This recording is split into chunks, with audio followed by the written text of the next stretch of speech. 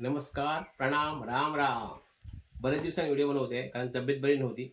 पावसा-पाण्याचे दिवस आहेत. सगळ्यांनी पाणी उकळून प्या. कारण डॉक्टरने मला सांगितलं आहे. कारण ह्याच आपलं चुकता. तर ठीक आहे, तब्येतीची काळजी घ्या.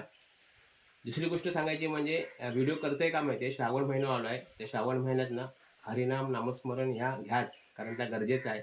आणि ह्याच्याबरोबर आई सेवा करा. हे 2 गोष्टी आपण जपलाव ना, म्हणजे आई सेवा आणि हरिनाम 100% तुम्ही आम्ही सगळे यशवंत होणार, सुखी राहणार, आनंदी राहणार. आता आवडी-निवडी बघा. देवाक पण काय आवडतं बघा. गणपतीक आवडतं लाल फूल दुर्वा आवडता. त्याच्यानंतर महादेव म्हणजे शंकराक बेल आवडता. दत्तगुरू महाराजांनी औदुंबर म्हणजे उंबर आवडता. विष्णूक चाफा आवडता. हनुमानाक रुई आवडता. म्हणजे या सगळे देवांची सुद्धा आवडी आहे. आणि माणसांची आवडी काय सांगा? माणसांची आवडी एकच, एकामेकाचे पाय खेचणं. आणि ही दुर्दशा आहे आपली.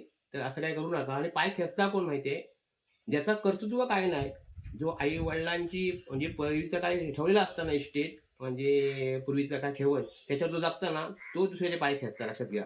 स्वकर्तृत्वावर जगणारा माणूस दुसऱ्याचे पाय खेचणार नाही, कारण त्याला जाण असतं कर्तृत्वाची. आणि म्हणून सांगते, एकामेकाचे पाय खेचू नका.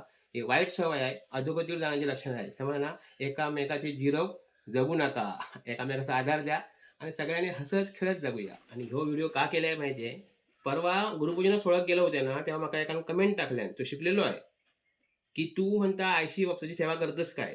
तर त्याका म्हाका एकच सांगायचं आहे, की एकमेव जगातलो माणूस असा, की आयशी बापसान माझ्याकडे मागितल्यान आणि मी सुखकर्तृत्वावर काय दिलंय नाही.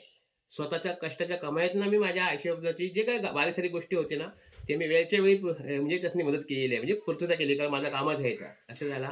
त्याच्यामुळे मास सांगण्याची गरज नाही. लक्षात आलं? आणि अजून सुद्धा माझं जे कार्य आहे, जर माझ्याकडनं काही काम करायचं आहे आई-वडिलांसाठी, तर आम्ही अजूनपर्यंत करते प्रामाणिक करते. समजलं ना?